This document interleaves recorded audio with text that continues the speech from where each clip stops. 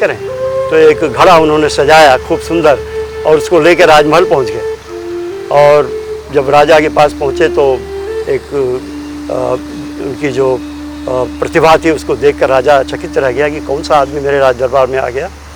तो उन्होंने पूछा राजा ने कि आप कैसे यहाँ पर आए महात्मन। तो उन्होंने कहा कि मैं घड़ा लाया हूँ और ये घड़ा मैं आपको देना चाहता हूँ। तो उन्होंने कहा कि महाराज इस घड़े में क्या है। तो उन्होंने उस घड़े के बारे में बताया कि इसमें एक ऐसा पदार्थ है कि जिसको पीने से लोग राजमार्ग पर वमन करने लगेंगे, कुत्ते उनके मुंह चाटेंगे और जो उनके रिश्तेदार होंगे, पड़ोसी होंगे, वो सब व्यथित हो जाएंगे और सबको कष्ट होगा उनकी वजह से। राजा, इसके अंदर एक ऐसी ही चीज़ है जो मैं आपको देना चाहता हूँ। वो क्या चीज़ है? वो है मदिरा।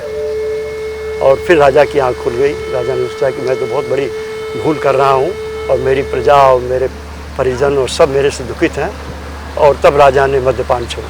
यानी मद्यपान छोड़ने के लिए अगर हमारे आज के जो जन सेवक हैं, जो जनता जनार्दन की सेवा करने के लिए तत्पर रहते हैं, अगर महात्मा बुद्ध के उन संकल्पों को, उन कर्मों को अगर अपने साथ आत्मसात कर लें तो कहीं न कहीं जो बिछड़ा हुआ मार्ग है, जिन रास्तों से वो भटक गए हैं, उस भटकाव से दूर हट के वो रास्ते में, सही रास्ते में आ सकते हैं। यही कहना चाहते हैं? जी जी, मैंने तो आपको एक कहानी उसमें सुनाई। ऐसी बहुत सारी कहानियाँ हैं जिसमें राजा अगर प्रजा के ऊपर अत्याचार करता है तो वो कैसे जाके राजा को समझाते हैं, और जो प्रशासनिक अधिकारी हैं वो अगर गलत काम करते हैं तो उनको कैसे रोकते हैं, जो पुरोहित हैं या और लोग राजा से संबंध है या शासन से संबंध हैं उनको कैसे रास्ता दिखाते हैं। अलग अलग कहानियों में उन्होंने बड़े अच्छे ढंग से इन बातों को रखा है कि शासन कैसा करे, किस तरह से प्रजा की भलाई हो। और राजा सचमुच प्रजा को देखे, जैसे कौटिल्य ने कहा था, अपने कौटिल्य का बड़ा मशहूर एक श्लोक है, सुख से मूलम धर्म, धर्म से मूलम अर्थ, अर्थ से मूलम राज्य, राज्य से मूलम इंद्रिय जय। तो जो इंद्रिय जय की बात थी ये गौतम बुद्ध ने बहुत पहले कहा और बड़े अच्छे ढंग से कहा कि राजा जब तक स्वयं अपने आप पर कंट्रोल नहीं होगा, नियंत्रण नहीं रखेगा, तब तक वो प्रजा की सेवा नहीं कर सकता। यानी राज की सत्ता जिसके हाथ में है, जिस राजा के हाथ में राज की सत्ता है, अगर वो भगवान महात्मा बुद्ध के उस ज्ञान को, उनके उस उपदेश के भाव को अगर वो समझ ले तो कहीं न कहीं से वो आज के समय में भी उतनी तरह से ही ये बिल्कुल प्रासंगिक रूप में, यथावत रूप में मौजूद है, जिससे वो राज्य की सत्ता को सकुशल पूर्वक चला सकता है, कार्य कर सकता है और जनता की सेवा की भावना को भी फलीभूत कर सकता है। यही आप कहना चाहते हैं? जी हाँ, बिल्कुल।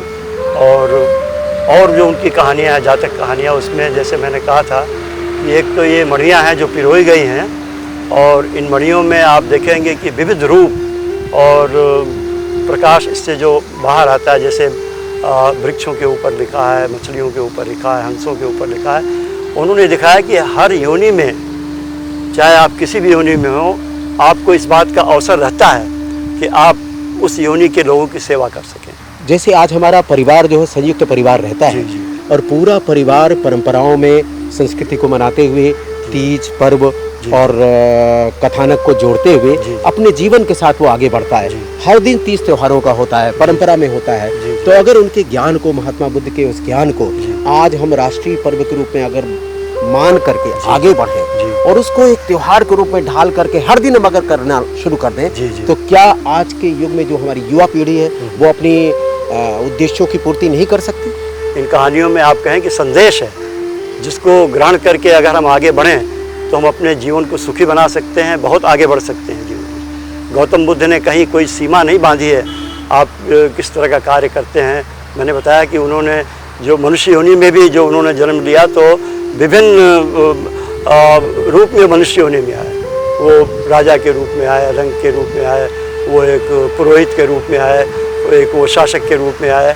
सब रूपों में उन्होंने दिखाया कि हम कैसे आगे बढ़ सकते हैं, कैसे एक दिशा निर्देशन दे सकते हैं समाज को।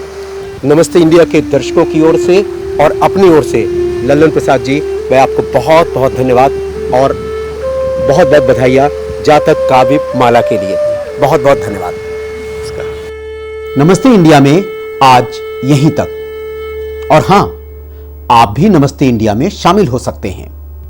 हमारा पता है नमस्ते इंडिया, वैदिक ब्रॉडकास्टिंग लिमिटेड, आस्था भवन, A105, सेक्टर 5, नोएडा 201 301।